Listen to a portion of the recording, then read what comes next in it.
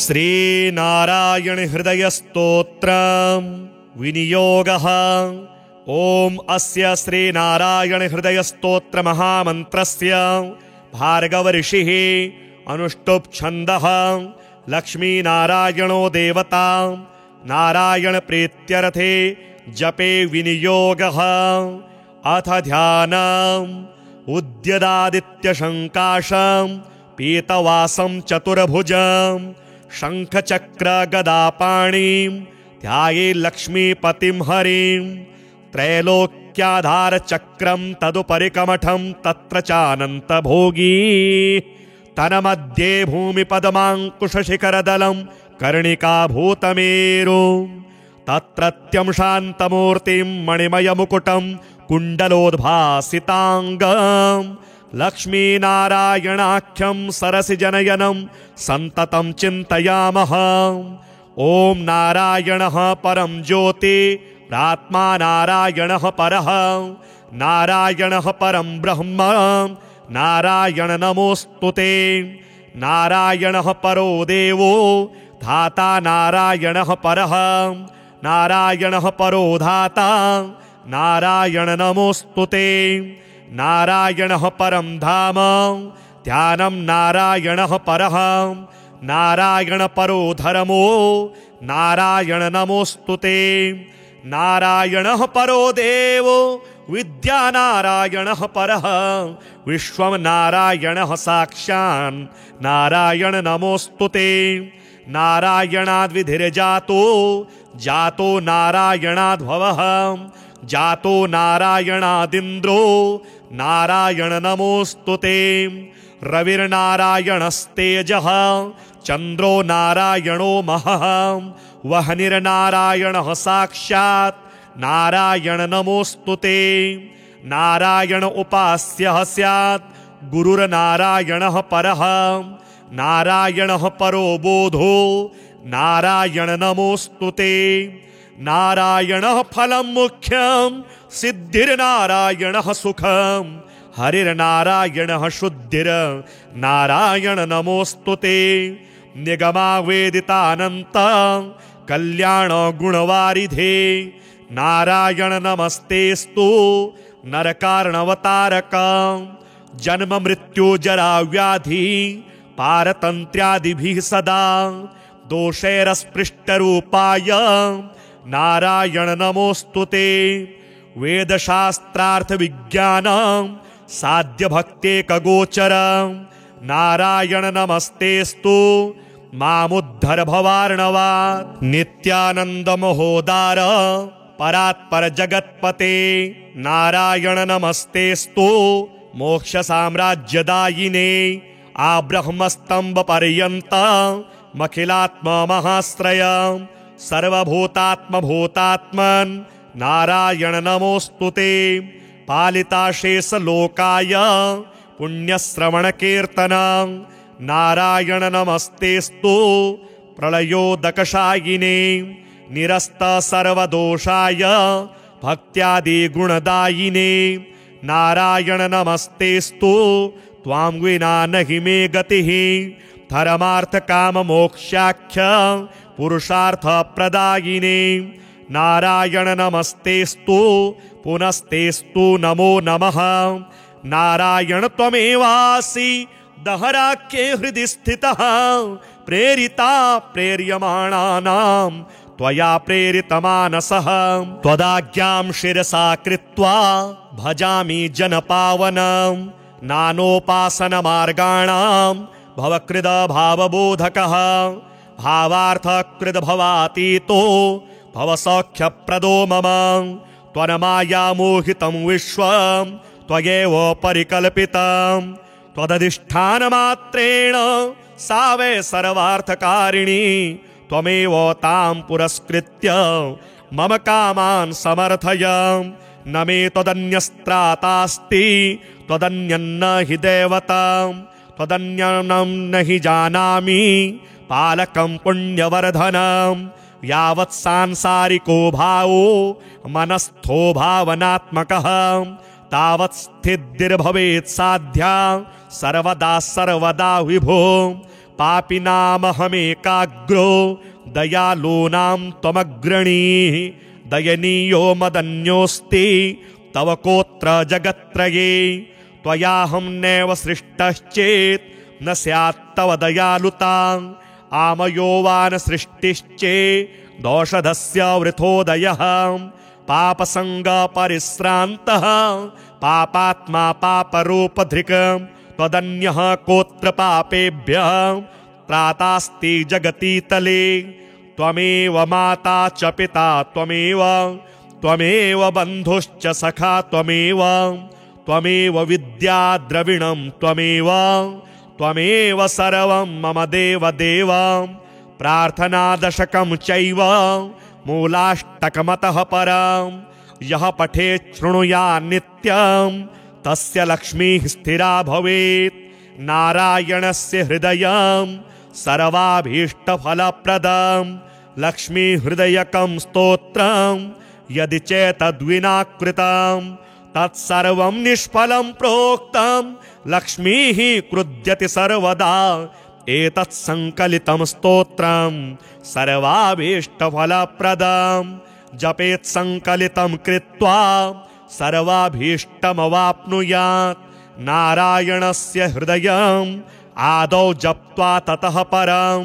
लक्ष्मी हृदयकं स्तोत्रं जपेन्नारायणं पुनर्नारायणं जप्त्वा पुनर्लक्ष्मीनुतिं जपेत् तद्वद्धोमादिकं कुर्यादेतत् संकलितं शुभम् एवं मध्ये द्विवारेण जपेत् संकलितं शुभम् लक्ष्मी हृदयके स्तोत्रे सर्वमन्यत् प्रकाशितं सर्वान् कामान् वाप्नोति आधिव्याधि भयं हरेत् गोप्यमेतत् सदा कुर्यात् न सर्वत्र प्रकाशयेत् इति गुह्यतमं शास्त्रं प्रोक्तं ब्रह्मादिभिः पुरा लक्ष्मी हृदय प्रोक्तेन विधिना साधयेत् सुधीः तस्मात् सर्वप्रयत्नेन साधयेत् गोपयेत् सुधीः यत्रेतत् पुस्तकं तिष्ठेत् लक्ष्मी नारायणात्मकं भूतपैशाच वेताल भयं नैव तु सर्वदा भृगुवारे तथा रात्रौ पूजयेत् पुस्तकद्वयं सर्वदा स्तुत्यं गोपयेत् साधयेत् सुधीः गोपनात् साधनाल्लोके धन्यो भवति तत्त्वतः अथ ध्यानम् उद्यदादित्यशङ्काशं पीतवासं चतुर्भुजं शङ्खचक्रगदापाणिं ध्यायेत् लक्ष्मीपतिं हरिं त्रैलोक्याधारचक्रं तदुपरि कमठं तत्र चानन्तभोगी तन्मध्ये भूमिपद्माङ्कुशशिखरदलं कर्णिकाभूतमेरुं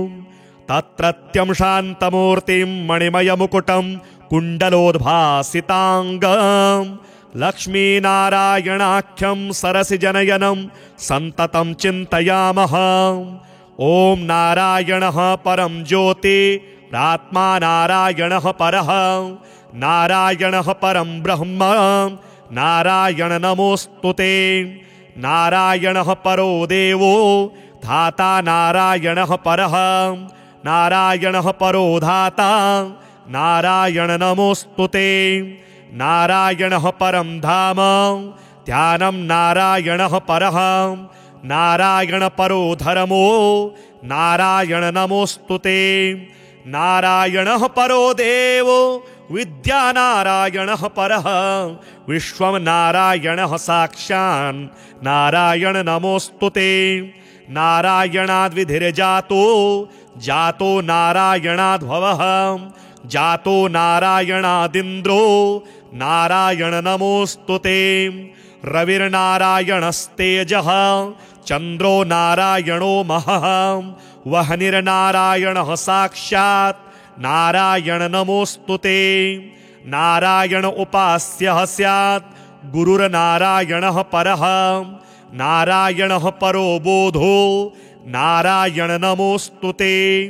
नारायणः फलं मुख्यं सिद्धिर्नारायणः सुखं हरिर्नारायणः शुद्धिर्नारायण नमोऽस्तुते निगमावेदितानन्त कल्याण गुणवारिधे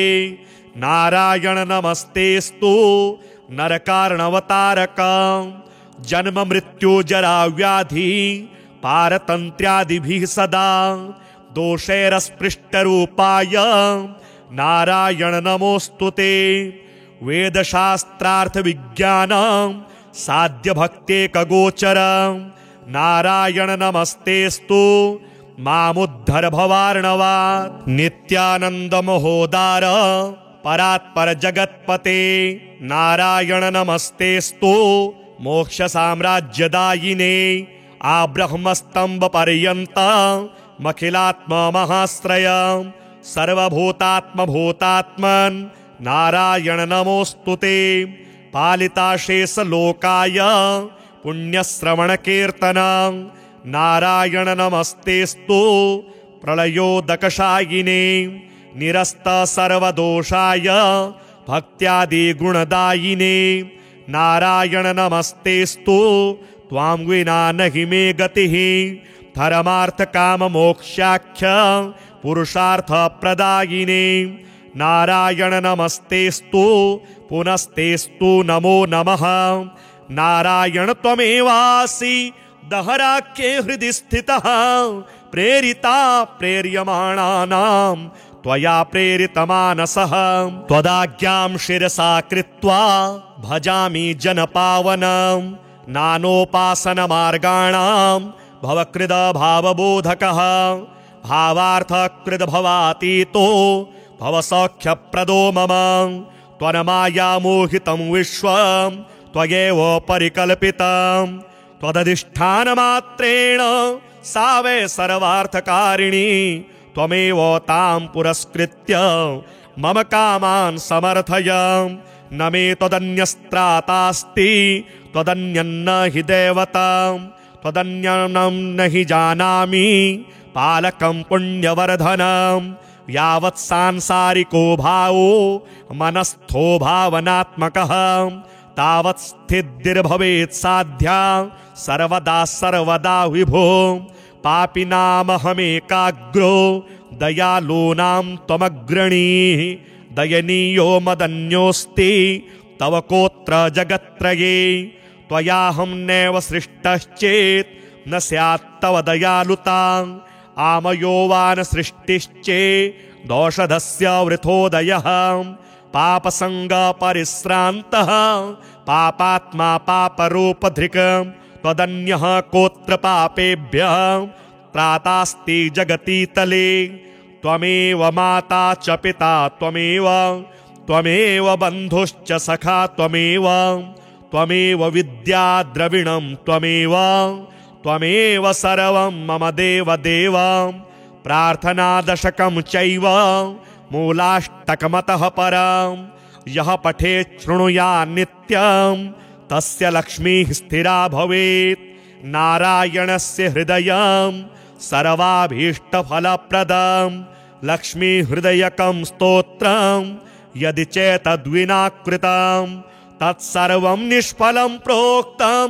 लक्ष्मीः क्रुध्यति सर्वदा एतत् संकलितं स्तोत्रं सर्वाभीष्टफलप्रदं जपेत् संकलितं कृत्वा सर्वाभीष्टमवाप्नुयात् नारायणस्य हृदयं आदौ जप्त्वा ततः परं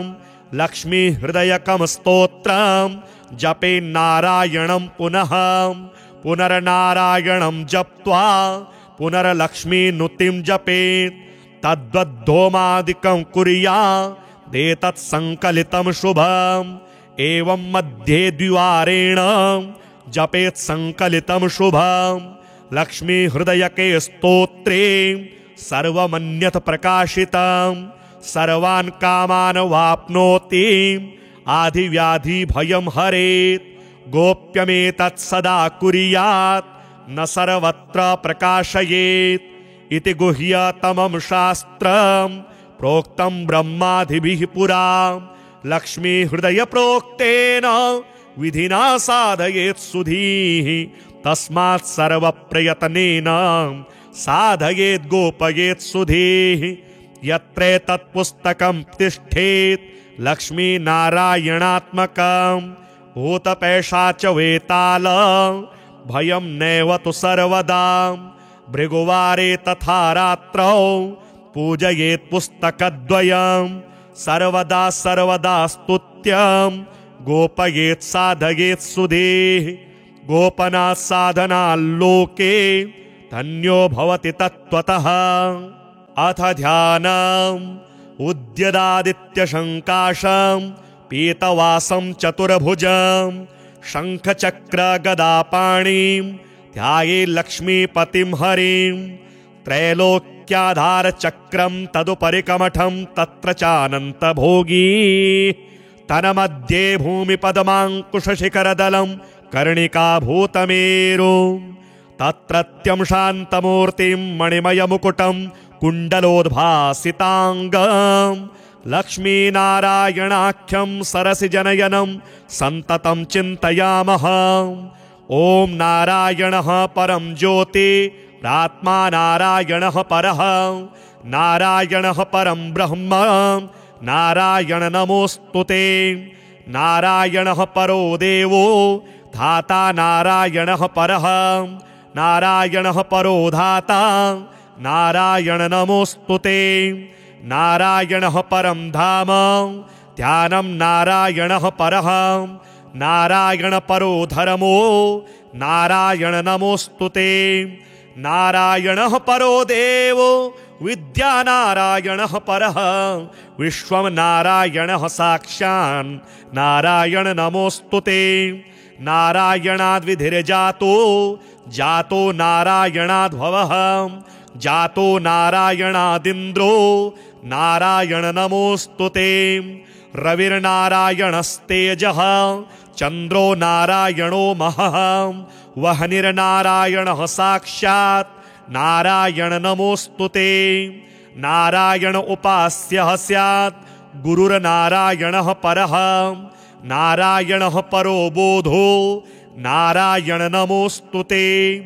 नारायणः फलं मुख्यं सिद्धिर्नारायणः सुखं हरिर्नारायणः शुद्धिर्नारायण नमोऽस्तुते निगमावेदितानन्त कल्याण गुणवारिधे नारायण नमस्तेस्तु नरकारणवतारक जन्म मृत्यु जरा व्याधि पारतन्त्र्यादिभिः सदा दोषैरस्पृष्टरूपाय नारायण नमोऽस्तुते वेदशास्त्रार्थ विज्ञानं साध्य भक्तेकगोचर नारायण नमस्तेस्तु मामुद्धर भवार्णवात् नित्यानंद महोदार परात्पर जगत्पते नारायण नमस्तेस्तु मोक्ष साम्राज्यदायिने आब्रह्मस्तंभ पर्यंत मखिलात्म महाश्रय सर्वभूतात्म भूतात्मन् नारायण नमोस्तुते पालिताशेष लोकाय पुण्यश्रवण कीर्तन नारायण नमस्तेस्तु प्रलयोदकशायिने निरस्त सर्वदोषाय भक्त्यादि गुणदायिने नारायण नमस्तेस्तु त्वां विना नहि मे गतिः धर्मार्थ काम मोक्षाख्य पुरुषार्थ प्रदायिने नारायण नमस्तेस्तु पुनस्तेस्तु नमो नमः नारायण त्वमेवासि दहराख्ये हृदि स्थितः प्रेरिता प्रेर्यमाणानां त्वया प्रेरितमानसः त्वदाज्ञां शिरसा कृत्वा भजामि जनपावनं नानोपासनमार्गाणां भवकृद भावबोधकः भावार्थकृद भवातीतो भवसौख्यप्रदो मम त्वन्मायामोहितं विश्वं त्वयैव परिकल्पितं त्वदधिष्ठानमात्रेण सा वै सर्वार्थकारिणी त्वमेव तां पुरस्कृत्य मम कामान् समर्थय न मे त्वदन्यस्त्रातास्ति त्वदन्यन्न हि दैवतं त्वदन्यं न हि जानामि पालकं पुण्यवर्धनं यावत् सांसारिको भावो मनस्थो भावनात्मकः तावत् स्थितिर्भवेत् साध्या सर्वदा सर्वदा विभो पापिनामहमेकाग्रो दयालूनां त्वमग्रणीः दयनीयो मदन्योऽस्ति तव कोत्र जगत्त्रये त्वयाहं नैव सृष्टश्चेत् न स्यात् तव दयालुता आमयो वा न सृष्टिश्चेत् दोषधस्य वृथोदयः पापसङ्गपरिश्रान्तः पापात्मा पापरूपधृक् त्वदन्यः कोत्र पापेभ्यः त्रातास्ति जगति तले त्वमेव माता च पिता त्वमेव बन्धुश्च सखा त्वमेव विद्या द्रविणं त्वमेव सर्वं मम देव प्रार्थनादशकं चैव मूलाष्टकमतः परं यः पठेत् शृणुयात् नित्यं तस्य लक्ष्मीः स्थिरा भवेत् नारायणस्य हृदयं सर्वाभीष्टफलप्रदं लक्ष्मीहृदयकं स्तोत्रं यदि चेतद्विना कृतं तत्सर्वं निष्फलं प्रोक्तं लक्ष्मीः क्रुध्यति सर्वदा एतत् संकलितं स्तोत्रं सर्वाभीष्टफलप्रदं जपेत् संकलितं कृत्वा सर्वाभीष्टमवाप्नुयात् नारायणस्य हृदयम् आदौ जप्त्वा ततः परं लक्ष्मीहृदयकं स्तोत्रं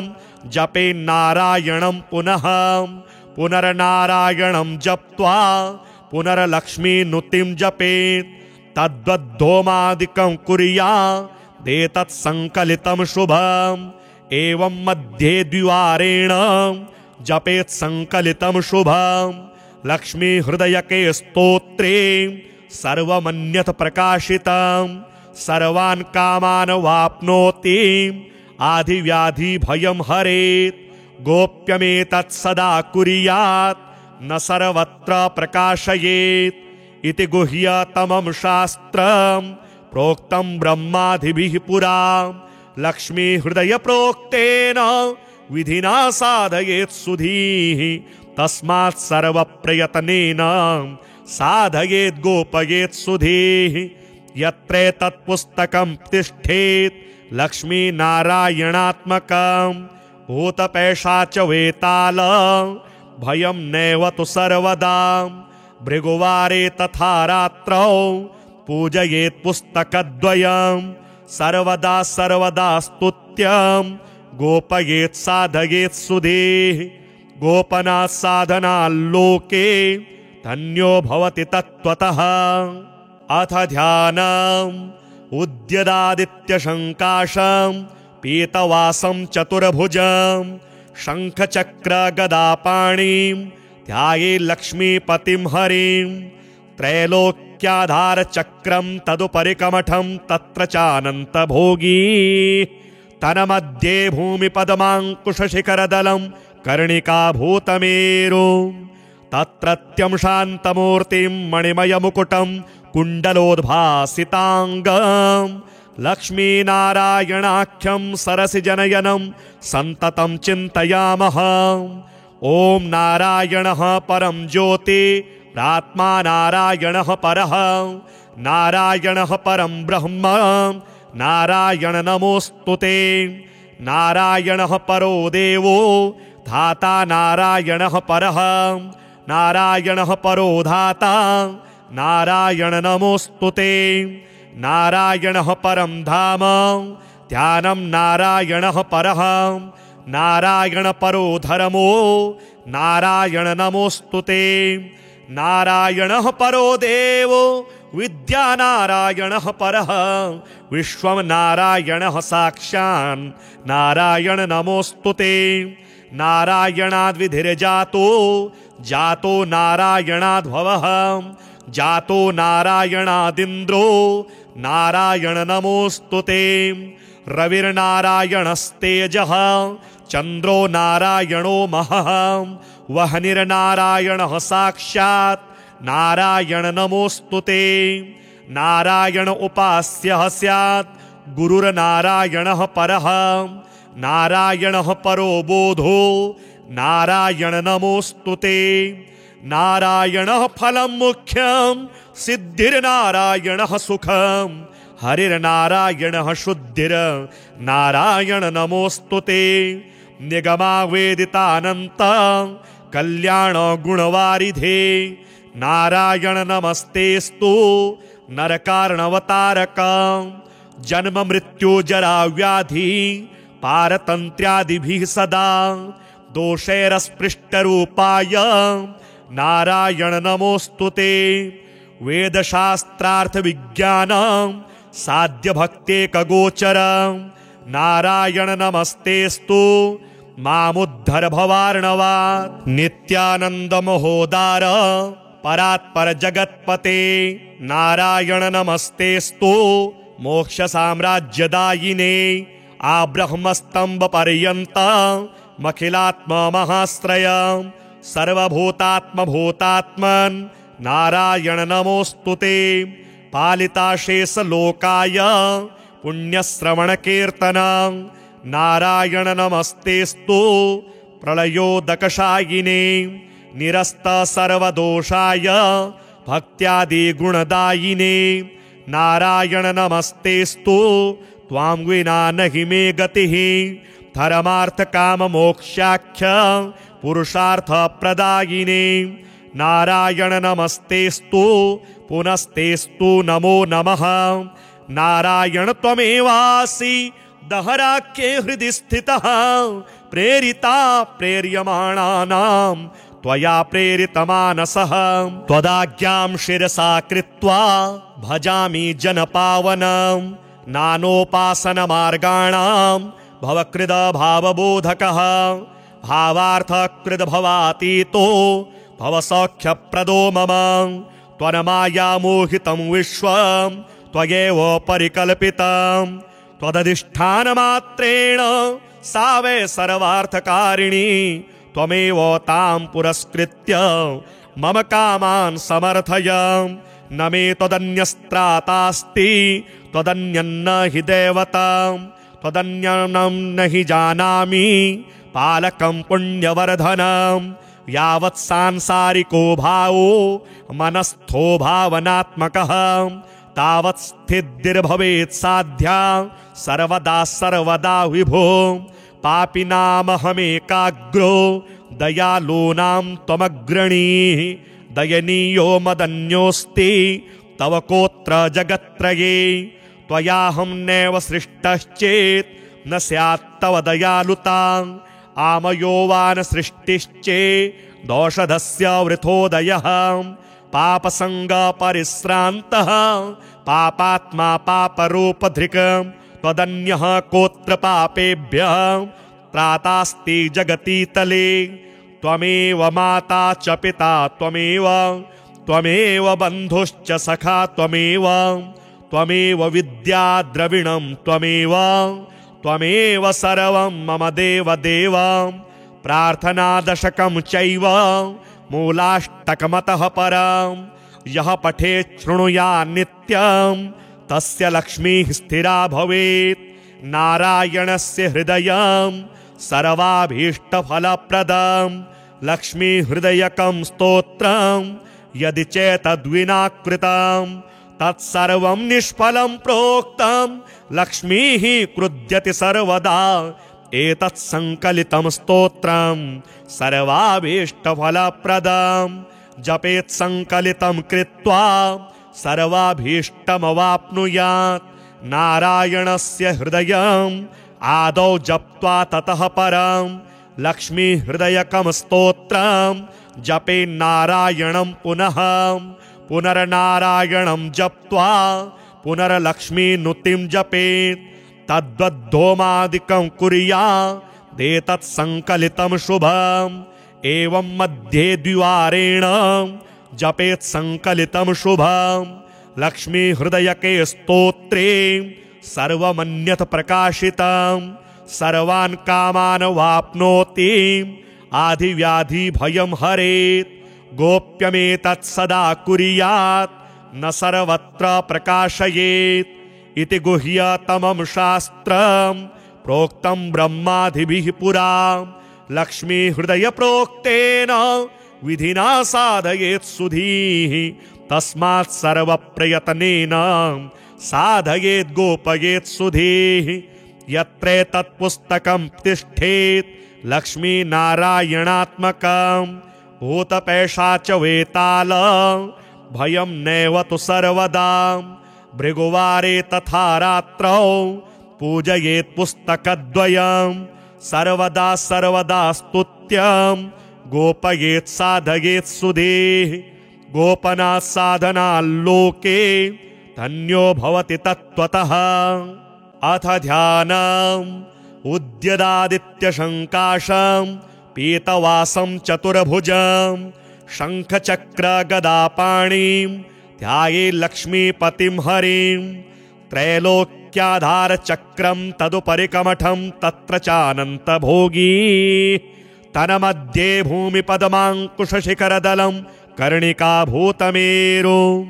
तत्रत्यं शान्तमूर्तिं मणिमयमुकुटं कुण्डलोद्भासिताङ्गं लक्ष्मीनारायणाख्यं सरसिजनयनं सन्ततं चिन्तयामः ॐ नारायणः परं ज्योतिरात्मा नारायणः परः नारायणः परं ब्रह्म नारायण नमोऽस्तुते नारायणः परो देवो धाता नारायणः परः नारायणः परो धाता नारायण नमोऽस्तुते नारायणः परं धाम ध्यानं नारायणः परः नारायण परो धर्मो नारायण नमोऽस्तुते नारायणः परो देवो विद्या नारायणः परः विश्वं नारायणः साक्षान् नारायण नमोऽस्तुते नारायणाद्विधिर्जातो जातो नारायणाद्भवः जातो नारायणादिन्द्रो नारायण नमोऽस्तुते रविर्नारायणस्तेजः चन्द्रो नारायणो महः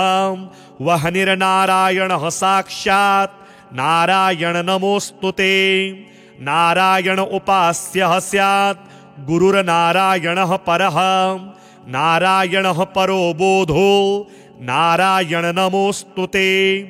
नारायणः फलं मुख्यं सिद्धिर्नारायणः सुखं हरिर्नारायणः शुद्धिर्नारायण नमोऽस्तुते निगमावेदितानन्त कल्याण गुणवारिधे नारायण नमस्तेस्तु नरकार्णवतारक जन्म मृत्यु जरा व्याधि पारतन्त्र्यादिभिः सदा दोषैरस्पृष्टरूपाय नारायण नमोऽस्तुते वेदशास्त्रार्थ विज्ञान साध्य भक्तेकगोचर नारायण नमस्तेस्तु मामुद्धर भवार्णवात् नित्यानंद महोदार परात्पर जगत्पते नारायण नमस्तेस्तु मोक्ष साम्राज्यदायिने आब्रह्मस्तंभ पर्यंत मखिलात्मा महाश्रय सर्वभूतात्म भूतात्मन् नारायण नमोस्तुते पालिताशेष लोकाय पुण्यश्रवण कीर्तन नारायण नमस्तेस्तु प्रलयोदकशायिने निरस्त सर्वदोषाय भक्त्यादि गुणदायिने नारायण नमस्तेस्तु त्वां विना नहि मे गतिः धर्मार्थ काम मोक्षाख्य पुरुषार्थ प्रदायिने नारायण नमस्तेस्तु पुनस्तेस्तु नमो नमः नारायण त्वमेवासि दहराख्ये हृदि स्थितः प्रेरिता प्रेर्यमाणानां त्वया प्रेरितमानसः त्वदाज्ञां शिरसा कृत्वा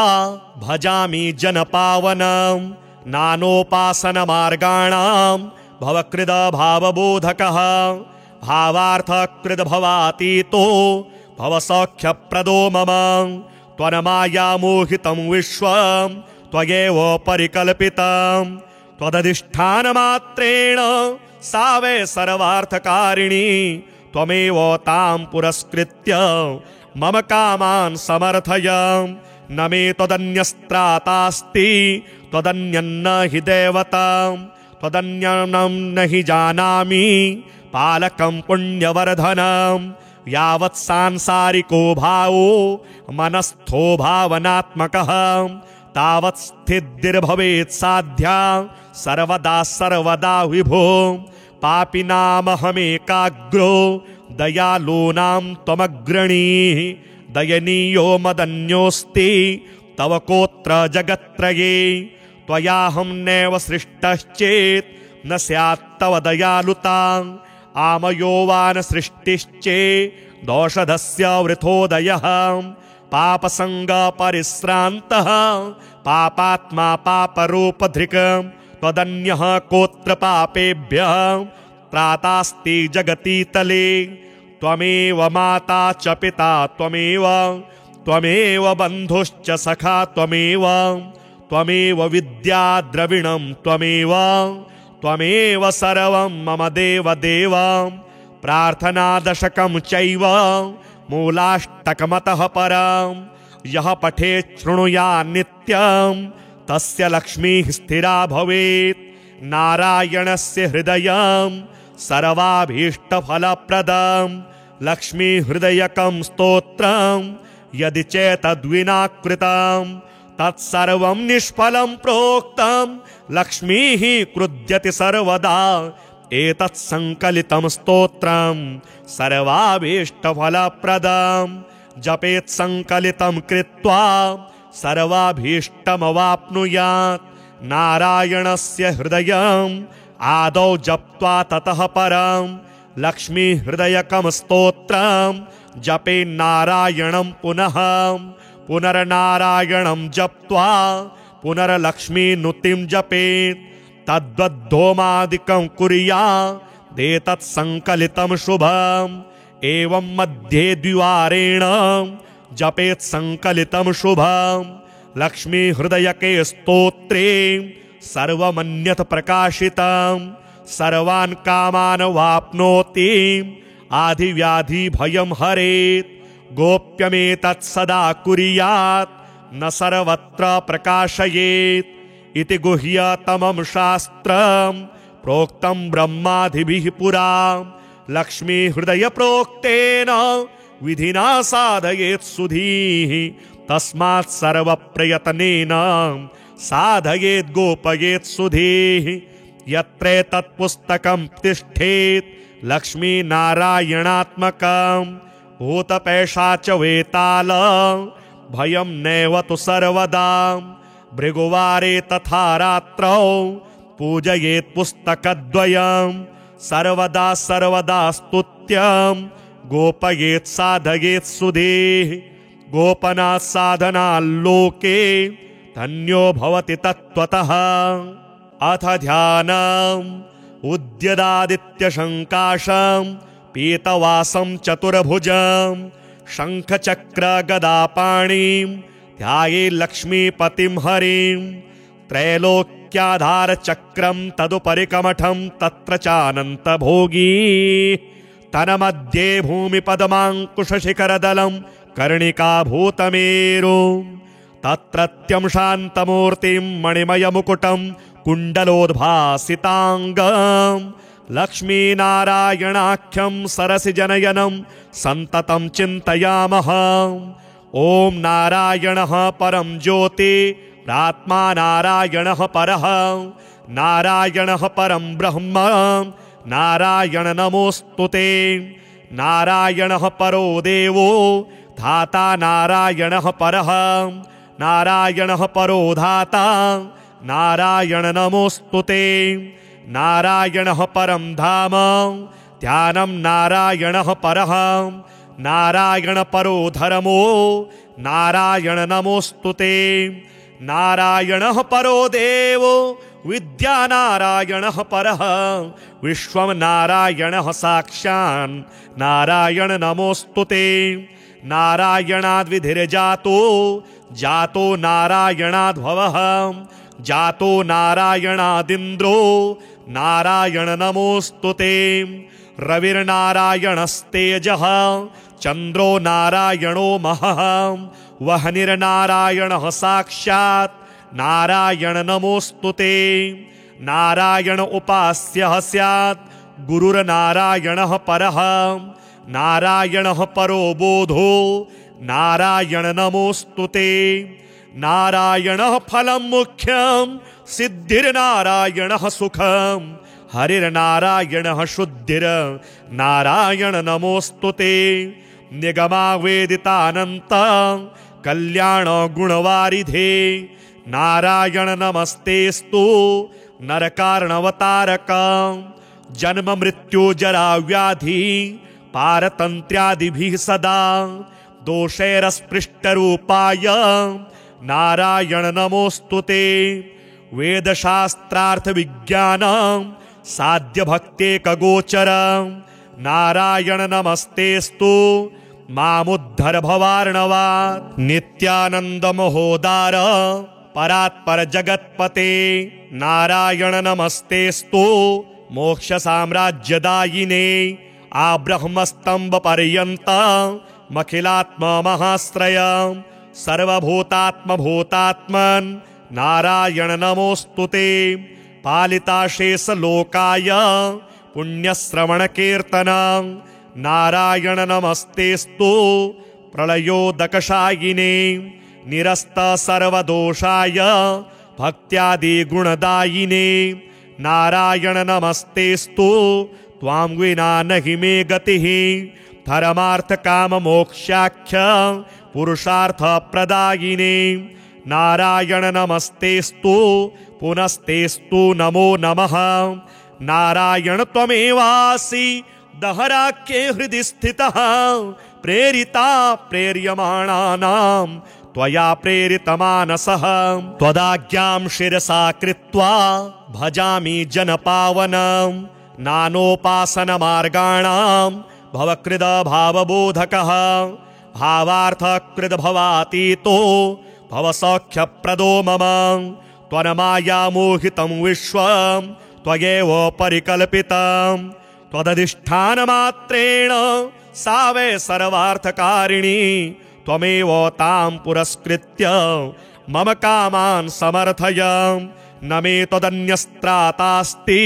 त्वदन्यन्न हि दैवतं। त्वदन्यं न हि जानामि पालकं पुण्यवर्धनं। यावत् सांसारिको भावो मनस्थो भावनात्मकः तावत् स्थितिर्भवेत् साध्या सर्वदा सर्वदा विभो। पापिनामहमेकाग्रो दयालूनां त्वमग्रणीः। दयनीयो मदन्योऽस्ति तव कोत्र जगत्त्रये। त्वयाहं नैव सृष्टश्चेत् न स्यात् तव दयालुता। आमयो वा न सृष्टिश्चेत् दोषधस्य वृथोदयः। पापसङ्गपरिश्रान्तः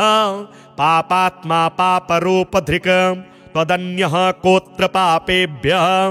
त्रातास्ति जगतीतले। त्वमेव माता च पिता त्वमेव बन्धुश्च सखा त्वमेव विद्या द्रविणं त्वमेव सर्वं मम देव। प्रार्थनादशकं चैव मूलाष्टकमतः परं यः पठेत् शृणुयात् नित्यं तस्य लक्ष्मीः स्थिरा भवेत्। नारायणस्य हृदयं सर्वाभीष्टफलप्रदं लक्ष्मी हृदयकं स्तोत्रं यदि चेतद्विना कृतं तत्सर्वं निष्फलं प्रोक्तं। लक्ष्मीः क्रुध्यति सर्वदा एतत् संकलितं स्तोत्रं सर्वाभीष्टफलप्रदं। जपेत् संकलितं कृत्वा सर्वाभीष्टमवाप्नुयात्। नारायणस्य हृदयम् आदौ जप्त्वा ततः परं लक्ष्मी हृदयकं स्तोत्रं जपेन्नारायणं पुनः। पुनर्नारायणं जप्त्वा पुनर्लक्ष्मीनुतिं जपेत्। तद्वद्धोमादिकं कुर्यादेतत् संकलितं शुभम्। एवं मध्ये द्विवारेण जपेत् संकलितं शुभम्। लक्ष्मी हृदयके स्तोत्रे सर्वमन्यत् प्रकाशितं सर्वान् कामान् वाप्नोति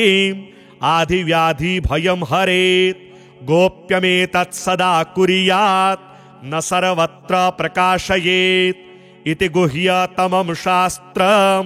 प्रोक्तं ब्रह्मादिभिः पुरा लक्ष्मी हृदय प्रोक्तेन विधिना साधयेत् सुधीः तस्मात् सर्वप्रयत्नेन साधयेत् गोपयेत् सुधीः यत्रेतत् पुस्तकं तिष्ठेत् लक्ष्मी नारायणात्मकं भूतपैशाच वेताल भयं नैव तु सर्वदा भृगुवारे तथा रात्रौ पूजयेत् पुस्तकद्वयं सर्वदा सर्वदा स्तुत्यं गोपयेत् साधयेत् सुधीः गोपनात् साधनाल्लोके धन्यो भवति तत्त्वतः अथ ध्यानम् उद्यदादित्यशङ्काशं पीतवासं चतुर्भुजं शङ्खचक्रगदापाणिं ध्याये लक्ष्मीपतिं हरिं त्रैलोक्याधारचक्रं तदुपरि कमठं तत्र चानन्तभोगी तन्मध्ये भूमिपद्माङ्कुशशिखरदलं कर्णिकाभूतमेरुं तत्रत्यं शान्तमूर्तिं मणिमयमुकुटं कुण्डलोद्भासिताङ्गं लक्ष्मीनारायणाख्यं सरसिजनयनं सन्ततं चिन्तयामः ॐ नारायणः परं ज्योति प्रात्मा नारायणः परः नारायणः परं ब्रह्म नारायण नमोऽस्तुते नारायणः परो देवो धाता नारायणः परः नारायणः परो धाता नारायण नमोऽस्तुते नारायणः परं धाम ध्यानं नारायणः परः नारायण परो धर्मो नारायण नमोऽस्तुते नारायणः परो देवो विद्या नारायणः परः विश्वं नारायणः साक्षान् नारायण नमोऽस्तुते नारायणाद्विधिर्जातो जातो नारायणाद्भवः जातो नारायणादिन्द्रो नारायण नमोऽस्तुते रविर्नारायणस्तेजः चन्द्रो नारायणो महः वह्निर्नारायणः साक्षात् नारायण नमोऽस्तुते नारायण उपास्यः स्यात् गुरुर्नारायणः परः नारायणः परो बोधो नारायण नमोऽस्तुते नारायणः फलं मुख्यं सिद्धिर्नारायणः सुखं हरिर्नारायणः शुद्धिर्नारायण नमोऽस्तुते निगमावेदितानन्त कल्याण गुणवारिधे नारायण नमस्तेस्तु नरकारणवतारक जन्म मृत्यु जरा व्याधि पारतन्त्र्यादिभिः सदा दोषैरस्पृष्टरूपाय नारायण नमोऽस्तुते वेदशास्त्रार्थ विज्ञानं साध्यभक्तेकगोचरं नारायण नमस्तेस्तु मामुद्धर भवार्णवात् नित्यानन्द महोदार परात्पर जगत्पते नारायण नमस्तेस्तु मोक्ष साम्राज्यदायिने आब्रह्मस्तंभ पर्यन्तमखिलात्म महाश्रय सर्वभूतात्म भूतात्मन् नारायण नमोऽस्तुते पालिताशेष लोकाय पुण्यश्रवण कीर्तन नारायण नमस्तेस्तु प्रलयोदकशायिने निरस्त सर्वदोषाय भक्त्यादि गुणदायिने नारायण नमस्तेस्तु त्वां विना नहि मे गतिः धर्मार्थ काम मोक्षाख्य पुरुषार्थ प्रदायिने नारायण नमस्तेस्तु पुनस्तेस्तु नमो नमः नारायण त्वमेवासि दहराख्ये हृदि स्थितः प्रेरिता प्रेर्यमाणानां त्वया प्रेरितमानसः त्वदाज्ञां शिरसा कृत्वा भजामि जनपावनं नानोपासनमार्गाणां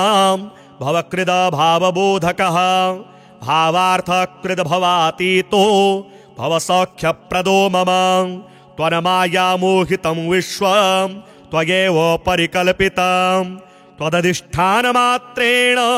सा वै सर्वार्थकारिणी त्वमेव तां पुरस्कृत्य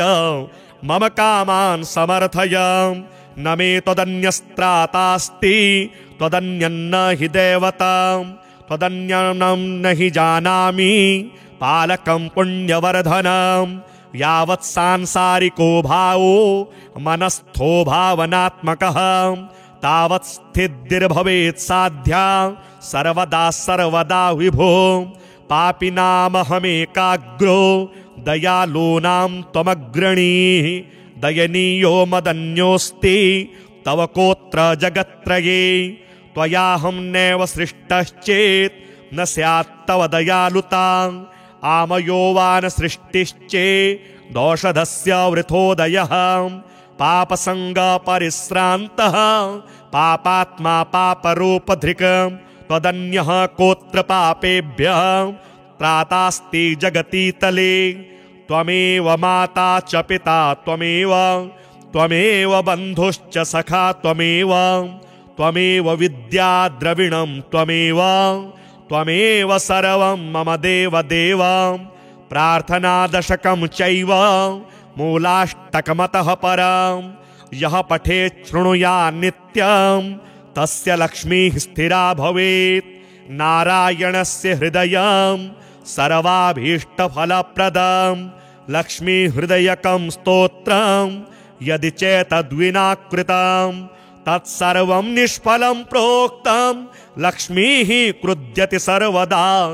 एतत् संकलितं स्तोत्रं सर्वाभीष्टफलप्रदं जपेत् संकलितं कृत्वा सर्वाभीष्टमवाप्नुयात् नारायणस्य हृदयम् आदौ जप्त्वा ततः परं लक्ष्मीहृदयकं स्तोत्रं जपेन्नारायणं पुनर्नारायणं जप्त्वा पुनर्लक्ष्मीनुतिं जपेत् तद्वद्धोमादिकं कुर्यादेतत् संकलितं शुभम् एवं मध्ये द्विवारेण जपेत् संकलितं शुभम् लक्ष्मीहृदयके स्तोत्रे सर्वमन्यत् प्रकाशितं सर्वान् कामान् वाप्नोति आधिव्याधिभयं हरेत् गोप्यमेतत् सदा कुर्यात् न सर्वत्र प्रकाशयेत् इति गुह्यतमं शास्त्रं प्रोक्तं ब्रह्मादिभिः पुरा लक्ष्मीहृदय प्रोक्तेन विधिना साधयेत् सुधीः तस्मात् सर्वप्रयत्नेन साधयेत् गोपयेत् सुधीः यत्रेतत् पुस्तकं तिष्ठेत् लक्ष्मीनारायणात्मकं भूतपैशाच वेताल भयं नैव तु सर्वदा भृगुवारे तथा रात्रौ पूजयेत् पुस्तकद्वयं सर्वदा स्तुत्यं गोपयेत् साधयेत् सुधीः गोपनात् साधनाल्लोके धन्यो भवति तत्त्वतः अथ ध्यानम् उद्यदादित्यशङ्काशं पीतवासं चतुर्भुजं शङ्खचक्रगदापाणिं ध्यायेत् लक्ष्मीपतिं हरिं त्रैलोक्याधारचक्रं तदुपरिकमठं तत्र चानन्तभोगी तन्मध्ये भूमिपद्माङ्कुशशिखरदलं कर्णिकाभूतमेरुं तत्रत्यं शान्तमूर्तिं मणिमयमुकुटं कुण्डलोद्भासिताङ्गं लक्ष्मीनारायणाख्यं सरसिजनयनं सन्ततं चिन्तयामः ॐ नारायणः परं ज्योतिरात्मा नारायणः परः नारायणः परं ब्रह्म नारायण नमोऽस्तुते नारायणः परो देवो धाता नारायणः परः नारायणः परो धाता नारायण नमोऽस्तुते नारायणः परं धाम ध्यानं नारायणः परः नारायण परो धर्मो नारायण नमोऽस्तुते नारायणः परो देवो विद्या नारायणः परः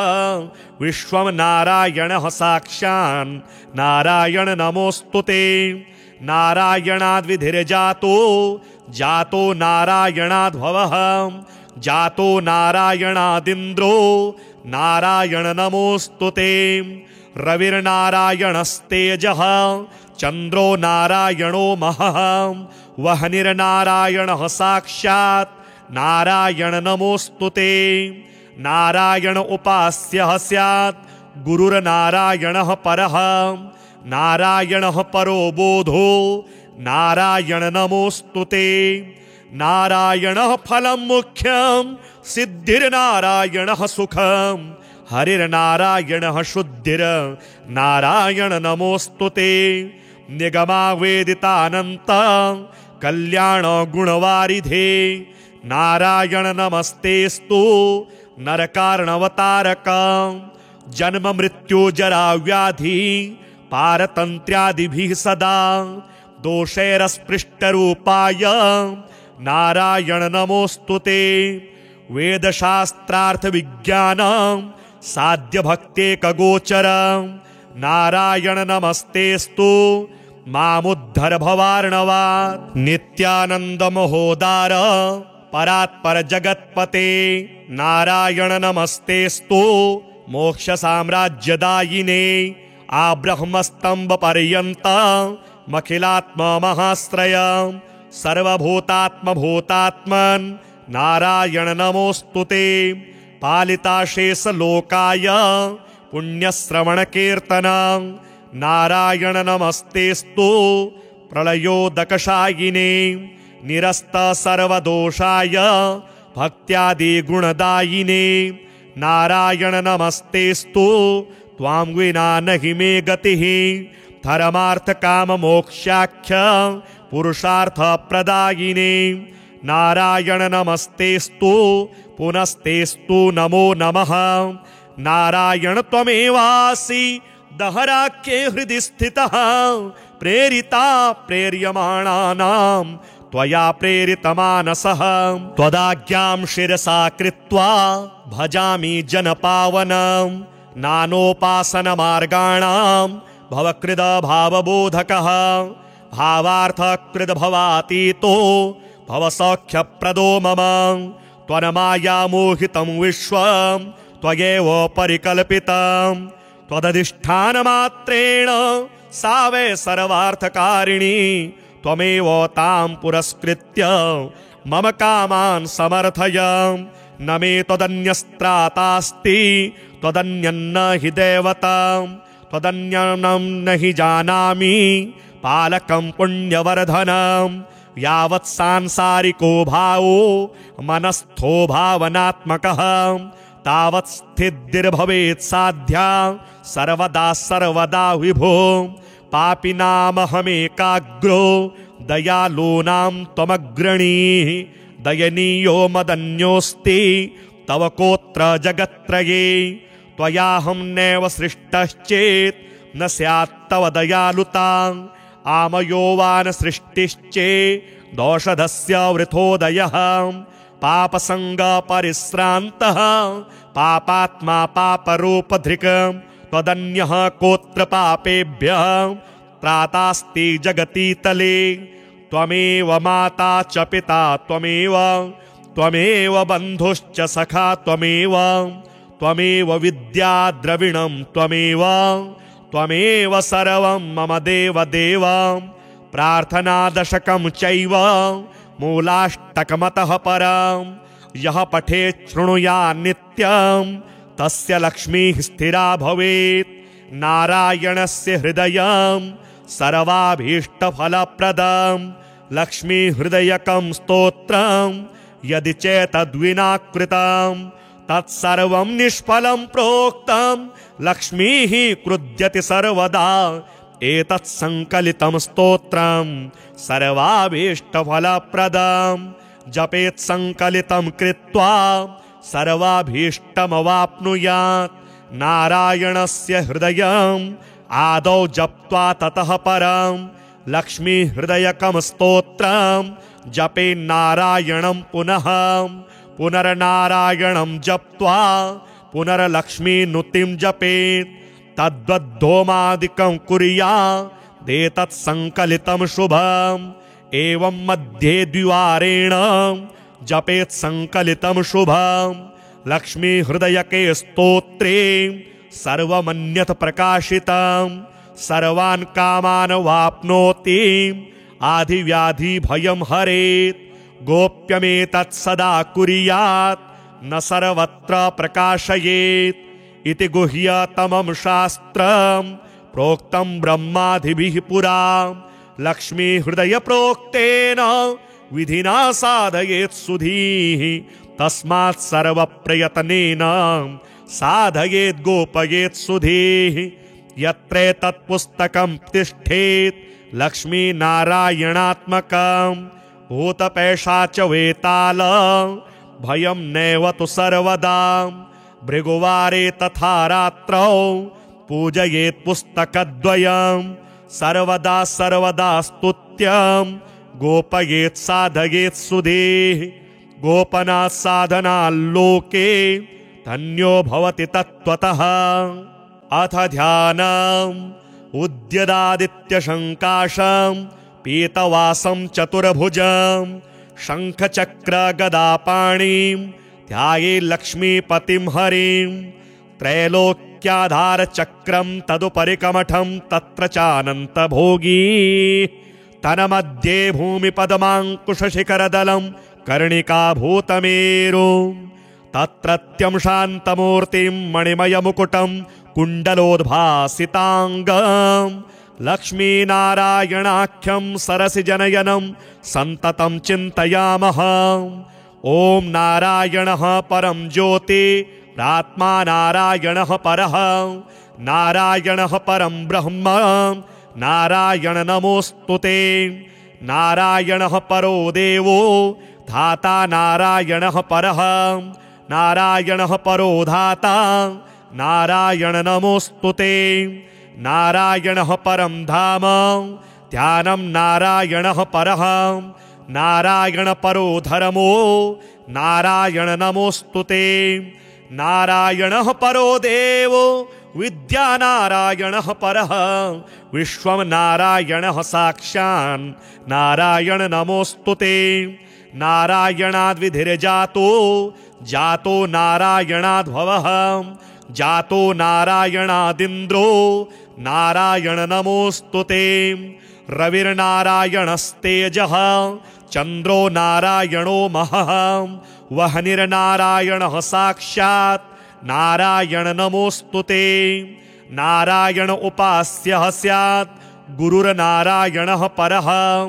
नारायणः परो बोधो नारायण नमोऽस्तुते नारायणः फलं मुख्यं सिद्धिर्नारायणः सुखं हरिर्नारायणः शुद्धिर्नारायण नमोऽस्तुते निगमावेदितानन्त कल्याण गुणवारिधे नारायण नमस्तेस्तु नरकार्णवतारक जन्म मृत्यु जरा व्याधि पारतन्त्र्यादिभिः सदा दोषैरस्पृष्टरूपाय नारायण नमोऽस्तुते वेदशास्त्रार्थ विज्ञान साध्य भक्तेकगोचर नारायण नमस्तेस्तु मामुद्धर भवार्णवात् नित्यानंद महोदार परात्पर जगत्पते नारायण नमस्तेस्तु मोक्ष साम्राज्यदायिने आब्रह्मस्तंभ पर्यंत मखिलात्मा महाश्रय सर्वभूतात्म भूतात्मन् नारायण नमोऽस्तुते पालिताशेष लोकाय पुण्यश्रवण कीर्तन नारायण नमस्तेस्तु प्रलयोदकशायिने निरस्त सर्वदोषाय भक्त्यादि गुणदायिने नारायण नमस्तेस्तु त्वां विना नहि मे गतिः धर्मार्थ काम मोक्षाख्य पुरुषार्थ प्रदायिने नारायण नमस्तेस्तु पुनस्तेस्तु नमो नमः नारायण त्वमेवासि दहराख्ये हृदि स्थितः प्रेरिता प्रेर्यमाणानां त्वया प्रेरितमानसः त्वदाज्ञां शिरसा कृत्वा भजामि जनपावनं नानोपासनमार्गाणां भवकृद भावबोधकः भावार्थकृद भवातीतो भवसौख्यप्रदो मम त्वन्माया मोहितं विश्वं त्वयैव परिकल्पितं त्वदधिष्ठानमात्रेण सा वै सर्वार्थकारिणी त्वमेव तां पुरस्कृत्य मम कामान् समर्थय न मे त्वदन्यस्त्रातास्ति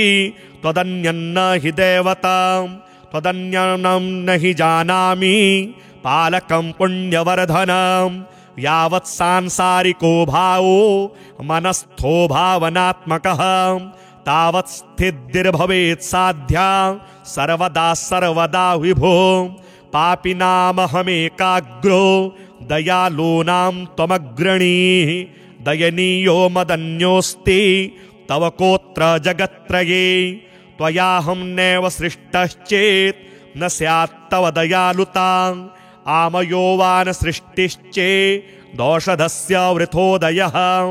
पापसङ्गपरिश्रान्तः पापात्मा पापरूपधृक् त्वदन्यः कोत्र पापेभ्यः त्रातास्ति जगति तले त्वमेव माता च पिता त्वमेव बन्धुश्च सखा त्वमेव विद्या द्रविणं त्वमेव सर्वं मम देव प्रार्थनादशकं चैव मूलाष्टकमतः परं यः पठेत् शृणुयात् नित्यं तस्य लक्ष्मीः स्थिरा भवेत् नारायणस्य हृदयं सर्वाभीष्टफलप्रदं लक्ष्मीहृदयकं स्तोत्रं यदि चेतद्विना कृतं तत्सर्वं निष्फलं प्रोक्तं लक्ष्मीः क्रुध्यति सर्वदा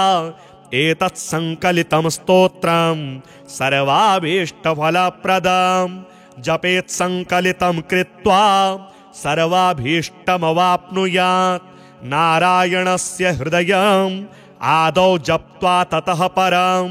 लक्ष्मीहृदयकं स्तोत्रं जपेन्नारायणं पुनर्नारायणं जप्त्वा पुनर्लक्ष्मीनुतिं जपेत् तद्वद्धोमादिकं कुर्यादेतत् संकलितं शुभम् एवं मध्ये द्विवारेण जपेत् संकलितं शुभम् लक्ष्मीहृदयके स्तोत्रे सर्वमन्यत् प्रकाशितं सर्वान् कामान् वाप्नोति आधिव्याधि भयं हरेत् गोप्यमेतत् सदा कुर्यात् न सर्वत्र प्रकाशयेत् इति गुह्यतमं शास्त्रं प्रोक्तं ब्रह्मादिभिः पुरा लक्ष्मीहृदय प्रोक्तेन विधिना साधयेत् सुधीः तस्मात् सर्वप्रयत्नेन साधयेत् गोपयेत् सुधीः यत्रेतत् पुस्तकं तिष्ठेत् लक्ष्मीनारायणात्मकं भूतपैशाच वेताल भयं नैव तु सर्वदा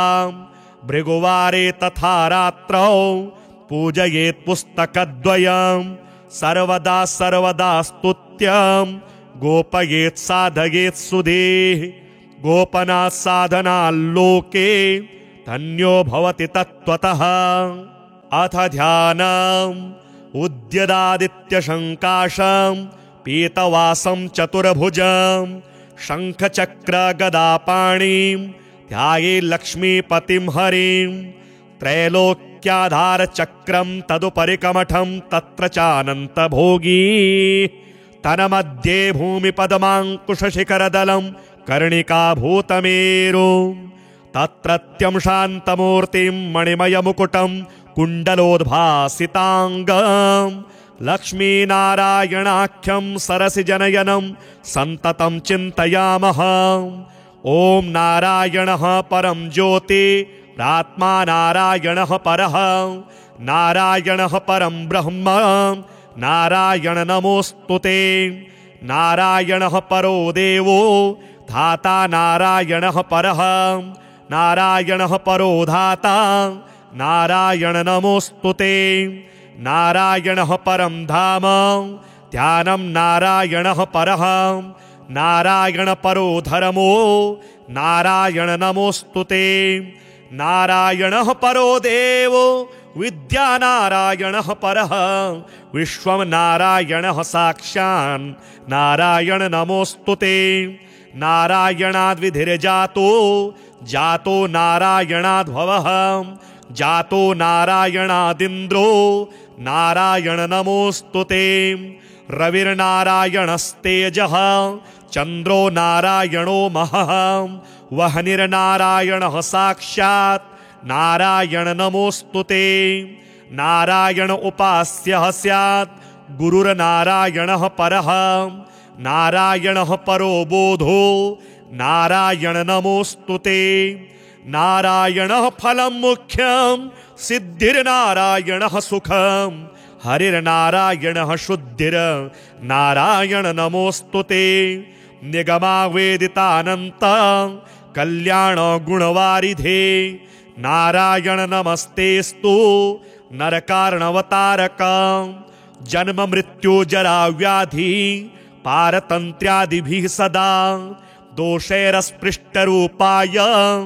नारायण नमोऽस्तुते। वेदशास्त्रार्थ विज्ञान साध्य भक्तेकगोचर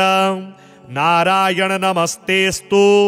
मामुद्धर भवार्णवात्। नित्यानंद महोदार परात्पर जगत्पते नारायण नमस्तेस्तु मोक्ष साम्राज्यदायिने। आब्रह्मस्तंभ पर्यंत मखिलात्म महाश्रय सर्वभूतात्म भूतात्मन् नारायण नमोऽस्तुते। पालिताशेष लोकाय पुण्यश्रवण कीर्तन नारायण नमस्तेस्तु प्रलयोदकशायिने। निरस्त सर्वदोषाय भक्त्यादि गुणदायिने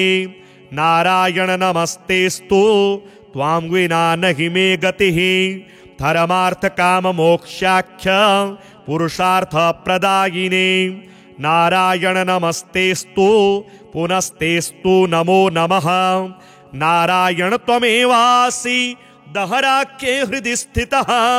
प्रेरिता प्रेर्यमाणानां त्वया प्रेरितमानसः। त्वदाज्ञां शिरसा कृत्वा भजामि जनपावनं नानोपासनमार्गाणां भवकृद भावबोधकः। भावार्थकृद भवातीतो भवसौख्यप्रदो मम। त्वन्माया मोहितं विश्वं त्वयैव परिकल्पितं। त्वदधिष्ठानमात्रेण सा वै सर्वार्थकारिणी। त्वमेव तां पुरस्कृत्य मम कामान् समर्थय। न मे त्वदन्यस्त्रातास्ति त्वदन्यन्न हि दैवतं। त्वदन्यं न हि जानामि पालकं पुण्यवर्धनं। यावत् सांसारिको भावो मनस्थो भावनात्मकः तावत् स्थितिर्भवेत् साध्या सर्वदा सर्वदा विभो। पापिनामहमेकाग्रो दयालूनां त्वमग्रणीः। दयनीयो मदन्योऽस्ति तव कोत्र जगत्त्रये। त्वयाहं नैव सृष्टश्चेत् न स्यात् तव दयालुता। आमयो वा न सृष्टिश्चेत् दोषधस्य वृथोदयः। पापसंग परिश्रान्तः पापात्मा पापरूपधृक्। त्वदन्यः कोत्र पापेभ्यः त्रातास्ति जगतीतले। त्वमेव माता च पिता त्वमेव त्वमेव बन्धुश्च सखा त्वमेव त्वमेव विद्या द्रविणं त्वमेव त्वमेव सर्वं मम देव देव। प्रार्थना दशकं चैव मूलाष्टकमतः परं यः पठेत् शृणुयात् नित्यं तस्य लक्ष्मीः स्थिरा भवेत्। नारायणस्य हृदयं सर्वाभीष्टफलप्रदं लक्ष्मी हृदयकं स्तोत्रं यदि चेतद्विना कृतं तत्सर्वं निष्फलं प्रोक्तं। लक्ष्मीः क्रुध्यति सर्वदा एतत् संकलितं स्तोत्रं सर्वाभीष्टफलप्रदं। जपेत् संकलितं कृत्वा सर्वाभीष्टमवाप्नुयात्। नारायणस्य हृदयम् आदौ जप्त्वा ततः परं लक्ष्मी हृदयकं स्तोत्रं जपे नारायणं पुनः। पुनर्नारायणं जप्त्वा पुनर्लक्ष्मीनुतिं जपेत् तद्वद्धोमादिकं कुर्यादेतत् संकलितं शुभम् एवं मध्ये द्विवारेण जपेत् संकलितं शुभम् लक्ष्मी हृदयके स्तोत्रे सर्वमन्यत् प्रकाशितं सर्वान् कामान् वाप्नोति आधिव्याधि भयं हरेत् गोप्यमेतत् सदा कुर्यात् न सर्वत्र प्रकाशयेत् इति गुह्यतमं शास्त्रं प्रोक्तं ब्रह्मादिभिः पुरा लक्ष्मी हृदय प्रोक्तेन विधिना साधयेत् सुधीः तस्मात् सर्व प्रयत्नेन साधयेत् गोपयेत् सुधीः यत्रे तत्पुस्तकं तिष्ठेत् लक्ष्मी नारायणात्मकं भूतपैशाच वेताल भयं नैव तु सर्वदा भृगुवारे तथा रात्रौ पूजयेत् पुस्तकद्वयं सर्वदा सर्वदा स्तुत्यं गोपयेत् साधयेत् सुधीः गोपनात् साधनाल्लोके धन्यो भवति तत्त्वतः अथ ध्यानम् उद्यदादित्यशङ्काशं पीतवासं चतुर्भुजं शङ्खचक्रगदापाणिं ध्यायेत् लक्ष्मीपतिं हरिं त्रैलोक्याधारचक्रं तदुपरि कमठं तत्र चानन्तभोगी तन्मध्ये भूमिपद्माङ्कुशशिखरदलं कर्णिकाभूतमेरुं तत्रत्यं शान्तमूर्तिं मणिमयमुकुटं कुण्डलोद्भासिताङ्गं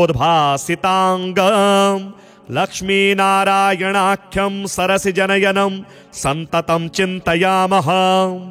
ॐ नारायणः परं ज्योति प्रात्मा नारायणः परः नारायणः परं ब्रह्म नारायण नमोऽस्तुते नारायणः परो देवो धाता नारायणः परः नारायणः परो धाता नारायण नमोऽस्तुते नारायणः परं धाम ध्यानं नारायणः परः नारायण परो धर्मो नारायण नमोऽस्तुते नारायणः परो देवो विद्या नारायणः परः विश्वं नारायणः साक्षान् नारायण नमोऽस्तुते नारायणाद्विधिर्जातो जातो नारायणाद्भवः जातो नारायणादिन्द्रो नारायण नमोऽस्तुते रविर्नारायणस्तेजः चन्द्रो नारायणो महः वह्निर्नारायणः साक्षात् नारायण नमोऽस्तुते नारायण उपास्यः स्यात् गुरुर्नारायणः परः नारायणः परो बोधो नारायण नमोऽस्तुते नारायणः फलं मुख्यं सिद्धिर्नारायणः सुखं हरिर्नारायणः शुद्धिर्नारायण नमोऽस्तुते निगमावेदितानन्त कल्याण गुणवारिधे नारायण नमस्तेस्तु नरकार्णवतारक जन्म मृत्यु जरा व्याधि पारतन्त्र्यादिभिः सदा दोषैरस्पृष्टरूपाय नारायण नमोऽस्तुते वेदशास्त्रार्थ विज्ञान साध्य भक्तेकगोचर नारायण नमस्तेस्तु मामुद्धर भवार्णवात् नित्यानंद महोदार परात्पर जगत्पते नारायण नमस्तेस्तु मोक्ष साम्राज्यदायिने आब्रह्मस्तंभ पर्यंत मखिलात्म महाश्रय सर्वभूतात्म भूतात्मन् नारायण नमोस्तुते पालिताशेष लोकाय पुण्यश्रवण कीर्तन नारायण नमस्तेस्तु प्रलयोदकशायिने निरस्त सर्वदोषाय भक्त्यादि गुणदायिने नारायण नमस्तेस्तु त्वां विना नहि मे गतिः धर्मार्थ काम मोक्षाख्य पुरुषार्थ प्रदायिने नारायण नमस्तेस्तु पुनस्तेस्तु नमो नमः नारायण त्वमेवासि दहराख्ये हृदि स्थितः प्रेरिता प्रेर्यमाणानां त्वया प्रेरितमानसः त्वदाज्ञां शिरसा कृत्वा भजामि जनपावनं नानोपासनमार्गाणां भवकृद भावबोधकः भावार्थकृद भवातीतो भवसौख्यप्रदो मम त्वन्मायामोहितं विश्वं त्वयैव परिकल्पितं त्वदधिष्ठानमात्रेण सा वै सर्वार्थकारिणी त्वमेव तां पुरस्कृत्य मम कामान् समर्थय न मे त्वदन्यस्त्रातास्ति त्वदन्यन्न हि देवता त्वदन्यं न हि जानामि पालकं पुण्यवर्धनं यावत् सांसारिको भावो मनस्थो भावनात्मकः तावत् स्थितिर्भवेत् साध्या सर्वदा सर्वदा विभो पापिनामहमेकाग्रो दयालूनां त्वमग्रणीः दयनीयो मदन्योऽस्ति तव कोत्र जगत्त्रये त्वयाहं नैव सृष्टश्चेत् न स्यात् तव दयालुता आमयो वा न सृष्टिश्चेत् दोषधस्य वृथोदयः पापसङ्गपरिश्रान्तः पापात्मा पापरूपधृक् त्वदन्यः कोत्र पापेभ्यः त्रातास्ति जगतीतले